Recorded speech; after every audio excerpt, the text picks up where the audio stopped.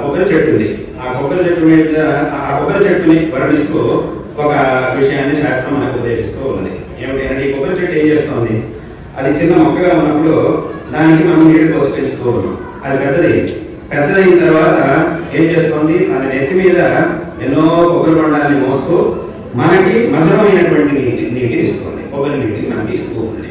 దీని ద్వారా మనం తెలుసుకోవాల్సింది ఏమిటంటే ఆ కృతజ్ఞత అనేటటువంటి గుణాన్ని తెలుసుకోవాలి అని శాస్త్రం చెప్తుంది. మామూలుగా ఏమిటంటే మామూలు నీళ్ళు పోసామంటే మనం ఏమైనా తీయటి నీళ్ళు ఏం పోయలేదండి, మధురమైనటువంటి జలాన్ని మనం ఇవ్వలేదు. మామూలు మనకి ఏం చేస్తే దాన్ని పోసాము, దాంట్లోనే ఏం తెలియదు. కానీ అది మాత్రం మనకి వెనక్కి ఏమి ఇస్తుంది, తీయటి జలాన్ని ఇస్తుంది. ఆ కొబ్బరి నీటిని మనకి ఇస్తూ ఉన్నాయి. కాబట్టి ఈ యొక్క తత్వాన్ని ఆ చెట్టులో పెట్టారు. ఆ చెట్టులో ఈ యొక్క తత్వాన్ని పెట్టేసింది శాస్త్రం.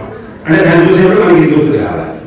కాబట్టి ఈ రకంగా ఎట్టి పరిస్థితుల్లోనూ మనిషి అనేటటువంటి వాడికి సన్మార్గం నుంచి విముఖత అనేది కలగకూడదు.